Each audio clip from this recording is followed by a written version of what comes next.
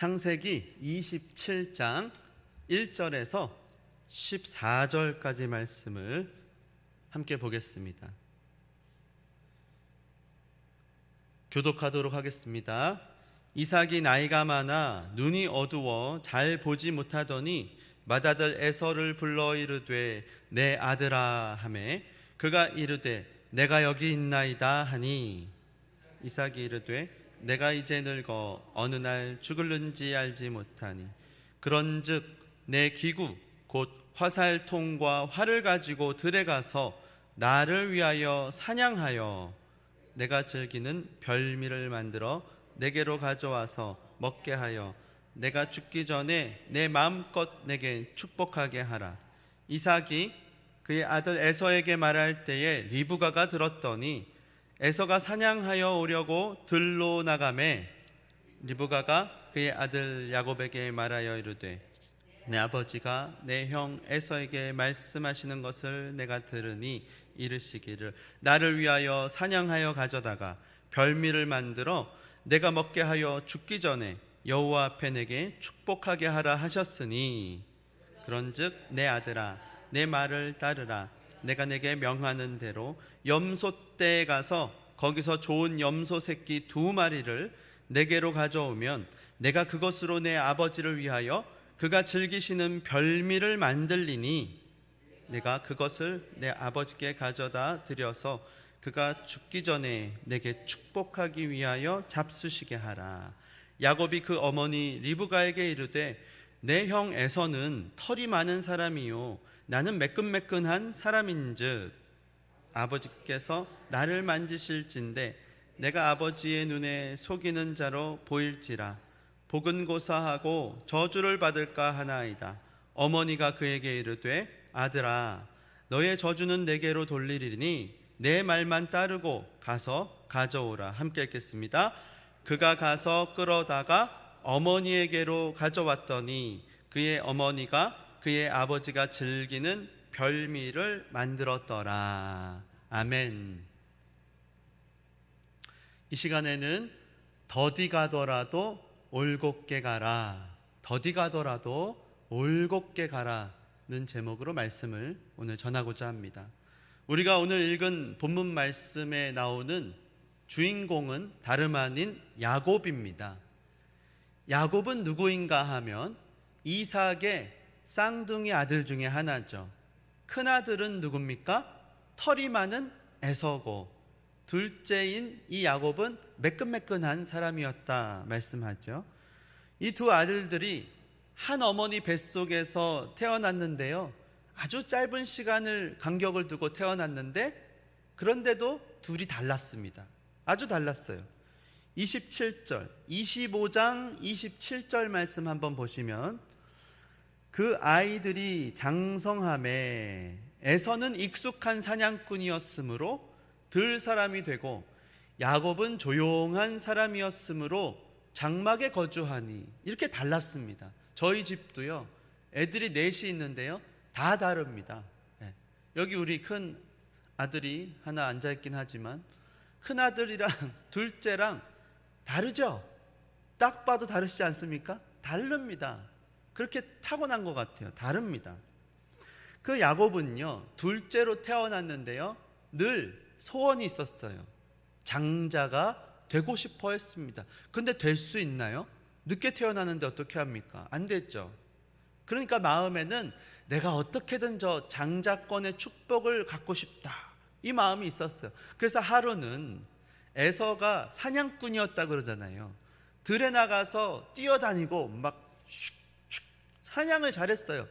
그래서는 돌아왔는데 어마어마 배가 고픈 겁니다. 그러니까 맛있는 팥죽을 끓여갖고는 그 앞에서 이렇게 하고 있는 거예요. 그러니까 배가 고팠는데 어찌나 맛있게 느껴지는지. 근데 뭐라 그럽니까? 야곱이 이때다 어떻게 합니까? 25장 33절을 보시면 에서와 야곱의 관계가 이렇게 됩니다. 야곱이 이르되 오늘 내게 맹세하라. 동생이 하는 말이에요. 에서가 맹세하고 장자의 명분을 야곱에게 판지라. 아이고 배가 고파갖고는 팥죽 한 그릇에 그냥 해가닥 팔아버린 겁니다. 이게 바로 야곱이었어요. 야곱의 인생입니다.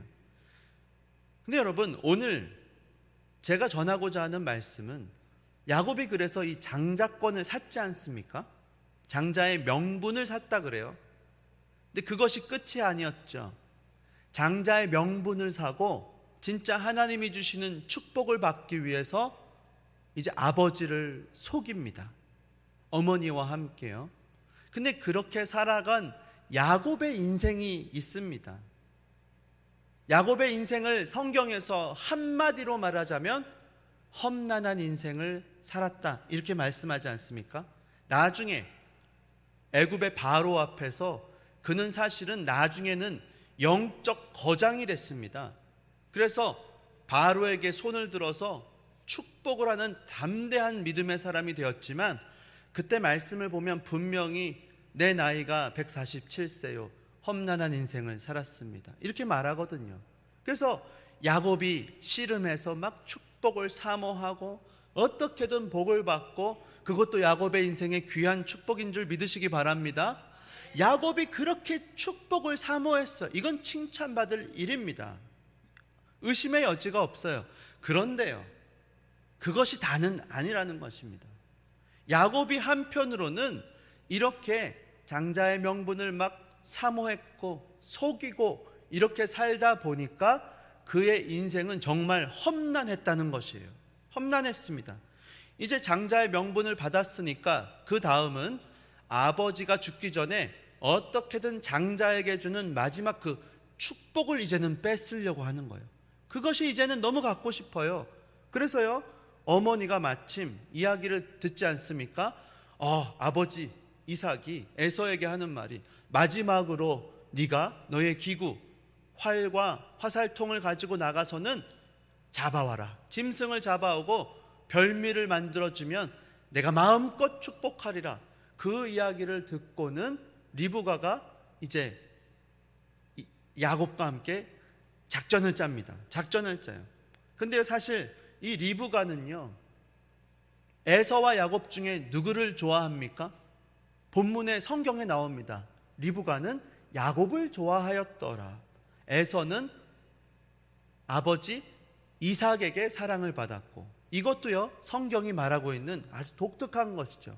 차별적 사랑, 차별이 있었다는 거예요.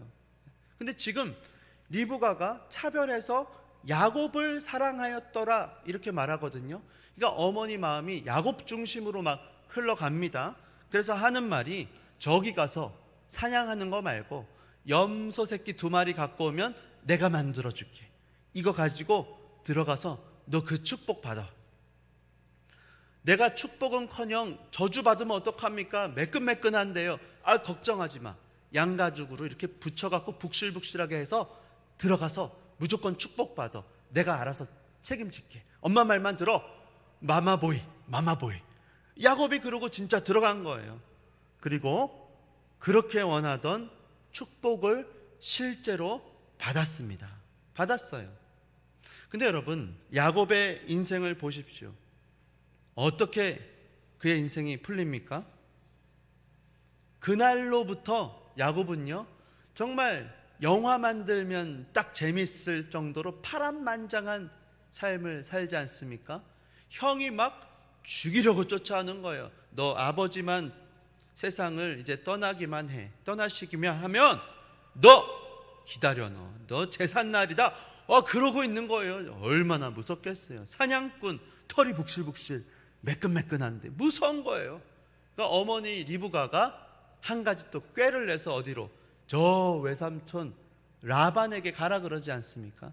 근데 그것으로 그는 어머니를 만나지 못합니다. 그것으로 끝이었어요. 그리고는 늘 어머니를 그리워하며 사는 인생 야곱이었어요. 야곱이 가면서 막 베델에서 사다리가 오르락내리락 체험도 하고 우여곡절 끝에 또 그곳에 갑니다. 가서는 사랑에 빠져요. 누구? 라헬과 사랑에 빠지는데, 또 외삼촌은 라헬을 주겠다고 약속하고는 첫날 밤에 레아를 바꿔 넣어버려요. 저는 그게 신기해요. 어떻게 그걸 모를 수가 있을까? 아무리 깜깜해도 그렇지 않습니까? 야곱이 좀 너무 둔한 거 아니에요? 이거? 그래 자고 나서 보니까 당신 누구야? 레아였다는 거예요. 저는 이해가 안 가요. 어쨌건 그래갖고는 어떻게 합니까? 20년을 머슴살이 했다는 이야기예요. 20년을. 그리고는 더 나아가서 말씀해 보시면 외삼촌 라반이 10번이나 품삯을 준다 그러고 속였다. 그것을 알 수 있어요. 그가 지금 아버지 한 번 속였더니 외삼촌은 몇 번 속입니까? 10번 속입니다. 20년을 머슴처럼 사는 것이 장자의 축복이었습니까? 하나님, 저 외국에서 살다 도저히 안 되겠어 갖고 이제 돌아옵니다. 그렇게 험난하게 살았어요. 나중에는요 자식들도 속여요. 11명이나 되는 자식들이 가장 사랑했던 요셉, 채색 옷을 입은 그 요셉을 시기 질투해 갖고는 구덩이에 던져버리고, 원래 르우벤은 죽이거나 팔아버릴 생각은 아니었어요. 근데 다른 동생이 그냥 홧김에 그냥 탁 팔아버리잖아요. 옷을 찢었다 그래요. 르우벤이 가슴이 아팠던 거죠. 후회가 되죠. 그래도 뭐 떠나간 차를 뭐 잡을 수 있습니까? 그래갖고는 계략을 낸다고 하는 게 짐승을 잡아갖고는 피를 쫙 뿌리고 아버지한테 가서는 다 조용히 그냥 이렇게 하고 끝내. 그리고는 들짐승에게 죽은 것처럼 하지 않습니까? 야곱이요 억장이 무너집니다. 그리고는 15년 동안을 슬퍼하며 위로해도 위로를 받지 않았더라. 얼마나 슬프게 그렇게 살았는지 몰라요. 죽었어요? 안 죽었어요? 안 죽었잖아요. 속고 산 겁니다. 15년을. 여러분, 야곱의 인생이 이와 같았다는 것입니다. 여러분, 그래서 만약에 야곱이 마지막에 바로에게 축복할 때 내가 험난한 인생 살았습니다, 그 나이 많아서 이제 신앙에 성숙한 야곱이 우리를 찾아온다면 한 가지 저와 여러분에게 하고 싶은 인생의 교훈 중에 하나가 있다면, 주 안에 사랑하는 성도 여러분, 하나님의 축복도 좋고 장자의 축복도 좋지요. 그러나 순리대로 하기 바랍니다. 너무 빨리빨리 뭐로 가도 서울로만 가면 된다, 그게 다는 아닐지도 모릅니다. 하나님의 주권을 믿고 하나님의 섭리로 받아들이고, 둘째면 좀 어때요? 믿음으로 그렇게 형제간에 우애하고 어머니 모시면서 그렇게 사는 것도 축복이라고 믿고, 빨리빨리 가지 말고 그냥 하나님 앞에 믿음으로 바른 길을 걸어가기를 바랍니다. 이렇게 말하지 않을까 생각이 드는 것입니다. 여러분, 우리나라 고질적인 병이 있습니다. 하면 된다, 빨리빨리 라고 하는 생각입니다. 여러분, 우리나라에 1968년 2월 1일에 큰 공사가 시작되었습니다. 엄청난 공사였어요. 68년도, 그때 혹시 감이 오세요? 뭐가 있었죠? 경부 고속도로 건설이 착공된 것입니다. 그래서 29개월 만에, 제가 국가기록원이라는 데가 있더라고요. 쳐봤어요. 상세히 나와 있더라고요. 그래서 900만 명이 동원되고 29개월 동안 429억을 들여서 428km를 만들어냈다는 것입니다. 뭐가 세계 최고냐?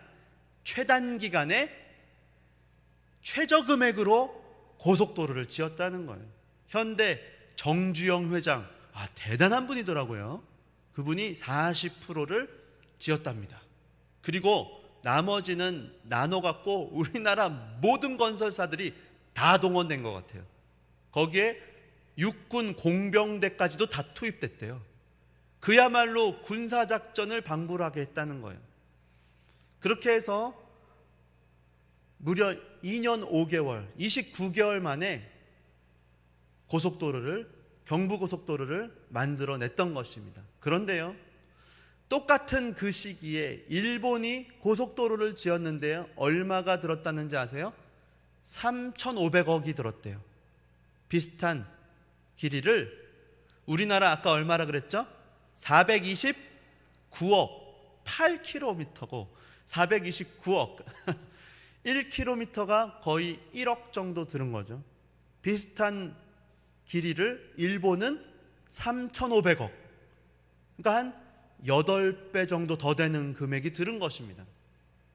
근데요, 아이러니한 것은 지금 그 경부 고속도로가 지금은 세계에서 가장 많은 돈이 투입된 고속도로가 되었다는 것입니다. 왠지 아세요? 5년 만에 노면을 428km를 공사했다는 것입니다. 75년도 제가 중앙일보 신문이 있더라고요. 빨리빨리가 다는 아니다. 기사가 있더라고요. 5년 만에 전 노면을 다시 고쳤대요. 지금까지 공사비에 100배가 넘는 돈이 추가로 들었다는 것입니다. 추가로 들었습니다. 왜 이렇게 100배나 더 되는 돈을 집어넣어서 새로 떼우고 긁어내고 깁고 이렇게 계속하게 된 것일까요? 어쩌면 그 이면에는 어떻게든 일단 만들고 보자, 하면 된다, 빨리빨리 뭐로 가도 서울로만 가면 된다라고 하는 생각이 있었기 때문입니다. 오늘 우리가 이 야곱의 인생을 보면서도 마찬가지예요. 어떻게든 축복을 받으면 된다. 장자권, 내가 둘째로 태어났어도 내가 그걸 팥죽을 팔아서라도 사면 그만이지, 속여서라도 축복 기도를 받으면 좋은 거 아니냐? 물론 그것도 귀할 수도 있죠. 근데 그게 과연 다는 아니라는 것입니다. 경부고속도가 건설되어서 우리나라가 산업화가 빨리빨리 진행되고 포항제철을 통해서 빨리빨리 막 나르고 좋은 점도 물론 있었죠. 근데 그것이 다는 아니라는 것입니다. 77 위령탑이라고 있어요. 저 어떤 휴게소에 보면 금산 휴게소인가 어디에 그 당시에 고속도로 건설을 하다가 죽은 그 작업자들의 희생탑, 근데 7월 7일이 준공기념일이어서 77이라는 숫자를 맞췄다는 게 지금 정설이에요. 77명이 죽었다가 아니라 770명이 죽은 것 같다는 얘기들이 막 있습니다. 고속도로가 뭐라고 770명이 죽어나간 거예요. 공사작전을 하느라고. 아스팔트를 하는데 겨울에 땅이 얼으니까 막 휘발유를 뿌리고 불을 지르고 녹여서 막 아스팔트를 손으로 막 다 삽으로 깔고 그렇게 했다는 것입니다. 우리가 그래서 지금 야곱의 인생을 보면서 과연 내가 하는 일이 어떻게 진행되는 것이 하나님의 뜻일까? 하나님의 계획, 하나님의 방법일까라고 하는 고민과 기도가 우리는 있어야 되는 것입니다. 그래서 때로는 하나님의 뜻을 찾고 하나님의 그 뜻 앞에 인정하고 하나님의 주권, 하나님의 섭리 가운데 하나님의 뜻을 이루어드리기 위해서 자기 생각을 내려놓는 것도 필요합니다. 하나님의 뜻에 순종해야 될 수도 있습니다. 여러분, 우리가 경부고속도로를 통해서 빨리빨리 짓고 얻은 유익도 있지만 충분한 검토를 하고 충분한 공사 비용과 기간을 들였다면 우리가 나중에 개보수 비용으로 100배가 넘는 그와 같은 손실은 하지 않았을 수도 있잖아요. 그리고 큰 공사는요, 일단 한번 완성되고 나면 아무리 부실해도 폐기할 수가 없어요. 좀처럼 폐기할 수가 없습니다. 그리고 잘못하면 아까 말씀드린 것처럼 개보수 비용이 10배, 100배 드는 것입니다. 여러분, 우리가 잘 아는 대로 로마의 도시 벽돌로 만든 도로가 있잖아요. 2000년이 지나도 어떤 도시에서는요, 이태리 같은 데 가보면 지금도 도로의 기능을 훌륭히 감당하고 있습니다. 2000년이 지나도요. 그래서 그와 같은 공사는 후손들에게 자랑이 되고 훌륭한 유산이 되는 것이죠. 여러분, 올해 초에도 2022년 저 광주 아파트 공사 현장 한번 무너져 내린 거 말씀드렸죠. 알고 계시죠? 1990년에 삼풍백화점 그보다 전에 성수대교가 막 무너져 내렸는데 30년이 지나도 지금 아파트가 무너져 내리는 시대에 사회에 우리가 살고 있는 것입니다. 조급한 단면을 보여주는 것이죠. 한강의 기적, 성공 신화, 그 이면에 있는 하면 된다. 빨리빨리 뭐로 가도 서울로만 가면 그만이다. 이런 생각 앞에서 이제는 그것도 귀합니다. 그러나 성경에서 그것이 다는 아니다. 더디 가더라도 하나님 앞에 올곧게 가는 것도 축복이다. 그것을 우리가 믿음으로 받자는 것입니다. 감사하게도 여러분 보십시오. 우리가 지은 이 예배당은 너무 잘 지었어요. 2005년에 짓고 나서 이번에 40주년 우리가 기념 회고 영상을 보니까요, 제가 그때 군대에 있었더라고요. 그래서 여기 딱 들어올 때 없었어요. 사진으로 보니까 지금이랑 똑같아요. 거의 똑같아. 바뀐 게 없더라고요. 잘 지은 건죠. 이 본당과 저 1층 바뀐 게 없더라고요. 네, 진짜 바뀐 게 하나도 없더라고요. 그러니까 여러분, 물론 에어컨 조금 이제 잘 안 나옵니다. 근데 이건 뭐 소모품이기 때문에 기계잖아요. 그리고 또 세월의 흔적이 있기도 하지만 한 번 지어도 제대로 짓자는 생각으로 잘 지었기 때문에 손실 없이 그동안 교회를 잘 유지할 수가 있었던 것이죠. 여러분, 도로 공사나 어떤 건축뿐만 아닙니다. 빨리빨리 결과지상주의 이런 것들이요, 우리 가정과 나라를 조급하게 하고 행복을 뺏어가고 있습니다. 여러분, 집에 애들을 키우다 보면 한글 하나 요새 가르치는 것도 기적의 한글 학습법, 그 책 아십니까? 기적의 한글. 그래갖고는 애들을 어떻게든, 원래 세종대왕님이 잘 만드셔갖고 그냥 잘 조금만 하면 다 배우게 됩니다. 그렇지 않습니까? 꼭 기적의 학습법을 안 해도 한글 다 배우지 않습니까? 근데 어떻게든 조금이라도 더 빨리 글을 떼고 책을 조금이라도 더 많이 빨리 읽히게 하려고 부모님들이 그 기적의 학습법을 찾는 거예요. 베스트셀러가 됩니다. 한글은 배우지만 많은 전문가들이 지금 하는 말은 어린아이들이 어릴 때 깨닫게 되는 그 배우는 기쁨과 그리고 자기 성취, 아주 어릴 때 순수한 그 어린아이들이, 하나님이 어린아이들에게 넣어주신 하나님에 대한 지식과 세상에 대한 지식을 깨닫는 기쁨을 송두리째 뺏어가는 거예요. 선행학습하느라고. 책을 읽어도요, 책을 읽고 너무 재밌다, 또 읽고 싶어, 이렇게 자연스럽게 책을 소개하고 읽어가는 것입니다. 그런데요, 유튜브 이런 데 보십시오. 독후감, 서평 잘 쓰는 법, 어떻게 하면 점수를 잘 받고 좋은 평가받는 글쓰기 할 수 있을까, 이거에 그냥 글쓰기, 책 읽는 재미를 잃어버리는 것이죠. 결과만 쫓아보니까 그런 것입니다. 너무 재밌는 거 제가 하나 말씀드릴게요. 제가 어제도 어떤 선교사님 만났습니다. 선교사님이 10년 동안 영어로 말하는 어떤 나라, 우리 동남아시아, 거기서 이제 선교하셨는데 자녀들이 컸어요. 자녀들이 커갖고는 대학 갈 때가 돼갖고 이제 입시를 준비하는데 얼마나 영어를 잘하겠어요. 10년 동안. 그런데요, 한국에 데리고 들어오셨더라고요. 왠지 아세요? 영어 공부하려고, 영어 배우려고. 영어권에서 살고 있는데요, 여기 왜 오셨어요? 영어 학원 좀 보내려고.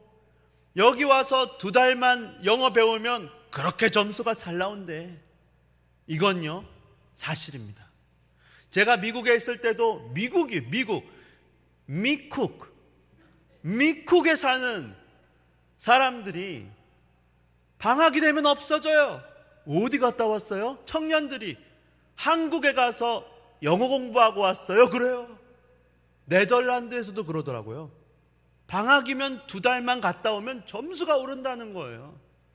스파르타식으로 그냥 뭐 IBT라고 스피킹 또 그러니까 말하기, 듣기 막 이런 거 해야 되는데 그냥 막 달달달 외우게 한다는 거예요.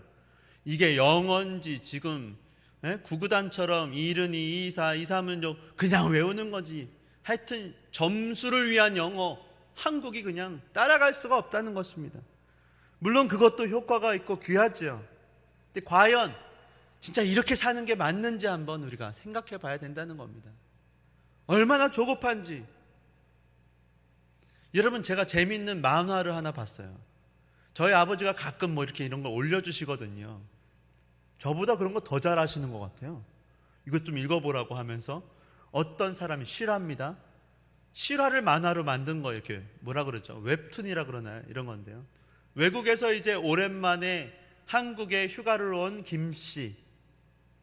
우뚝우뚝 서 있는 브랜드 아파트들을 보고 입을 다무지 못하고 교통카드, 버스 전광판에 몇 분 있으면 버스가 온다 그러고 24시간 열려져 있는 마트들과 그리고 배달 서비스 그리고 집에 가서 가봤더니 냉장고는 막 2대씩 있고 쾌적하게 에어컨 맞으면서 고기를 구워 먹는데 문은 왜 이렇게 부드럽게 열리고 닫히는지 자기 집은 드륵드륵 덜컹 빠지고 그러는데 미국에서 고급 집에나 있다는 비데는 집집마다 하나씩 2개씩 있고 그리고 막 이런 것들을 나열하는 거예요. 그런데 한 가지 신기한 것은 사람들의 입에서 하는 말마다 힘들어 죽겠다, 괴로워 죽겠다, 헬조선, 지옥이다 이러고 있다는 거예요. 속으로 하는 말이 나는 전세도 아니고 월세 2,500불 내고 살고 있는데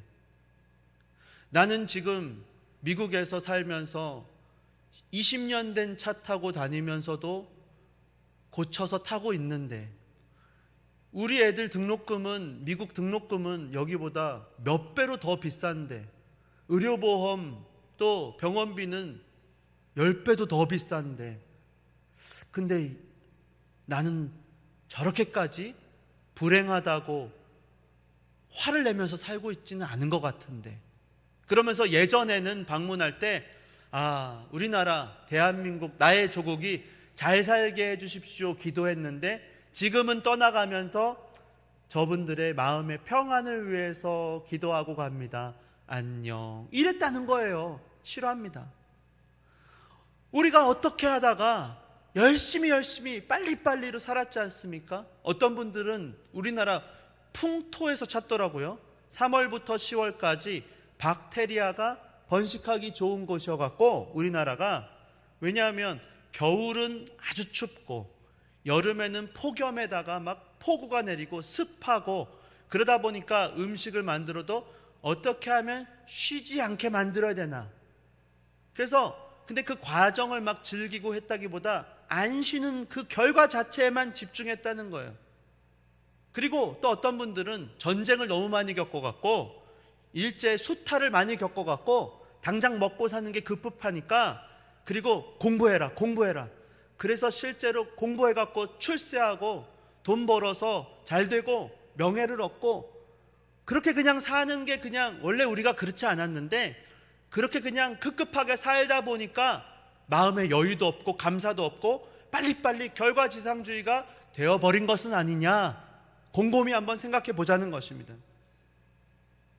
근데 가만히 생각해 보면 지금은 더 이상 전쟁통도 아닙니다.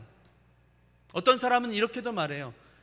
박정희, 전두환, 노태우 이렇게 군인들이 나라의 권력을 잡아갖고는 정당화하니까 그냥 이렇게 평안하게 또 흘러가더라는 거예요. 그러니까 잘못된 교훈을 얻어서 무슨 수를 쓰든지 어떤 방법을 동원하든지 원하는 목표만 이룰 수 있다면 장땡이다. 그렇게 살아왔다는 것입니다. 어떠세요? 오늘 마치 야곱과 같은 삶을 우리가 살아가면서 불평과 불행, 때로는 스트레스, 엄청난 스트레스 지수를 높이면서 우리가 그냥 더 스스로 아동바동하며 살 수도 있는 것입니다. 빨리빨리 하는 것도 중요하죠.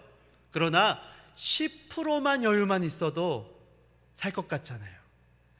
즐겁게 즐기면서 애들도 키우고 요리도 하고 행복한 일입니다. 사는 것은 행복한 거예요. 감사한 거예요. 그런데요, 막 마감날이 다가오고 막 스트레스를 받으면 이게 진짜 힘든 거죠. 일로 하기 시작하면 힘든 것입니다. 그래서 오늘 우리가 야곱의 인생을 생각할 때에 하나님께서 그 야곱에게 축복을 주셨습니다. 그건 또 별개예요. 너무 귀하죠. 그렇게 해서라도 우리가 하나님 앞에 주시는 축복을 사모하시기 바랍니다. 그것은 또 귀한 거예요. 그러나 그것이 다는 아니라는 것이죠. 더디 가더라도 주위 사람들이 태권도 보내고 영어학원 가고 막 조급해집니다. 2개, 3개, 4개, 5개. 근데 하나를 하더라도 마음이 조급하면 안 되죠. 꼭 다 해야 됩니까? 옆에 사람이 땅을 산다고 꼭 다 사야 됩니까? 우리가 자꾸 그런 데서 성경이 말하는 가치관은 무엇이냐? 여러분, 둘째로 살아도 행복한 것입니다. 물론 여러분 오해하시면 안 돼요. 하나님 앞에 지혜를 가지고 최선의 노력으로 열심히 살지 말라는 것이 아닙니다. 열심히 살아야죠. 그러나 하나님의 주권과 하나님의 섭리를 인정하면서 하나님 앞에 그 과정을 우리가 감사하고 또 최선을 다하면서도 기쁨을 잃지 않고 즐겁게 감사하게 사는 것 주님 더 원하신다는 것입니다. 여러분, 그래서 우리가 하나님의 주권과 하나님의 섭리를 인정하면서 특별히 결과보다 과정을 붙잡고 기도하실 수 있기 바랍니다. 어떤 과정이 과연 하나님이 정말 우리에게 원하시는 과정인지 물을 수 있어야 됩니다. 예를 들면 이렇게 어떻게 해야 될지 모르겠으면 이렇게 하면 돼요.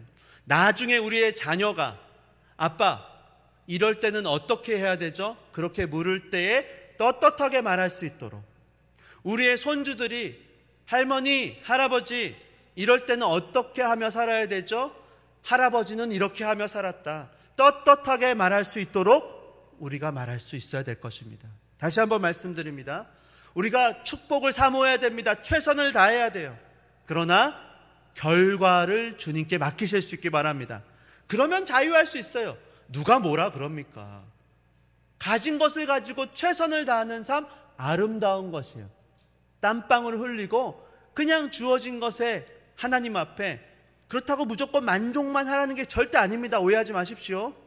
하나님 앞에 축복을 사모하십시오. 열심히 일하고 가정을 가꾸고 돌보고 관계를 챙기고 그러나 하나님 앞에 어느 순간은 믿음이 필요한 것입니다. 믿음이 필요해요. 그래서 과정 자체를 하나님 앞에 살려가는 것 그것이 복된 것임을 믿으실 수 있기 바랍니다.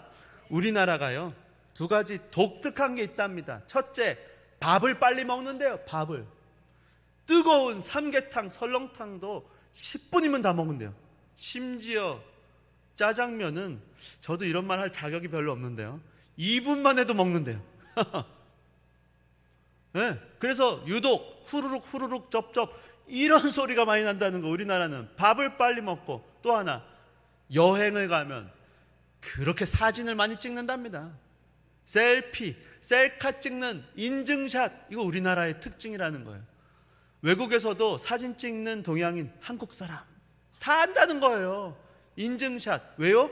찍고 결과를 우리가 추구하면서 여행을 하기 때문이에요. 과정을 즐기지 않고 여행은 모두 즐거운 것입니다. 우리의 인생은 소풍과도 같은 것입니다. 모든 것이 추억이고 행복이에요. 비가 오는 여행은 운치가 있고 그때 있잖아 비가 많이 왔어. 눈이 내리면 눈 오는 날 우리가 여행하면서 그런데요 목적지 도착 이것만 생각하면 막혀갖고 말이야 여행을 하고 갔는데 말이야 힘들어 죽겠고 그냥 좀 느긋하게 찬양도 틀어놓고 고요한 밤 휴게소 가서 좀 떡꼬치도 사 먹고 천천히 또 바닷가 가려고 했는데요, 비라도 오면 아유 이번 휴가는 망했네 그럴 것이 아니라, 이야 이렇게 비 오는 바닷가에서 에델바이스, 뭐든지 다 행복할 수 있는 것입니다. 그렇지 않습니까? 조금만 여유를 가지면, 제가 미국에 있을 때 46개국을 여행한 어떤 40대 아저씨가 특강 이런 거 하더라고요. 모든 여행은 즐겁다, 이게 이분의 말이었어요. 자기가 어디 이집트에 갔을 때 모든 짐을 잃어버렸대요. 어떻게 해야 되나, 자기가 목말라 갖고는 그 이집트 거기서 진짜 죽음의 위기가 있었대요. 어떤 사람을 만나 갖고는 따라오라 그래서 갔는데 원숭이 마을에 갔대요. 원숭이들이 사람처럼 살고 있는 마을, 원숭이들이 사람처럼, 사람과 원숭이가 같이 살고 있는 동굴의 그런 마을, 자기는 그런 게 세상에 있는지도 몰랐다는 거예요.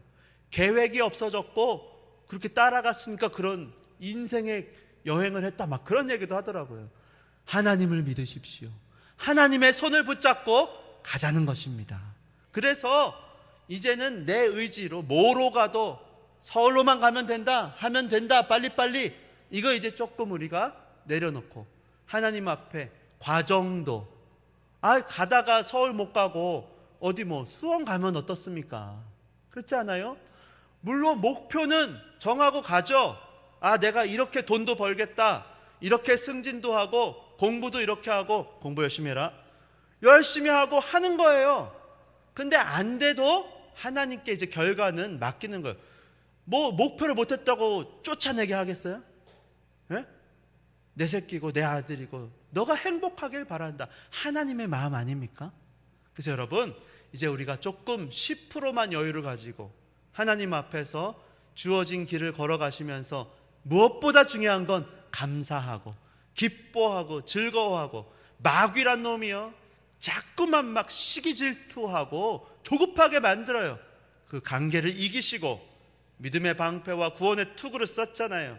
말씀을 가지고 승리하시는 저와 여러분 되시기를 예수님의 이름으로 축원합니다.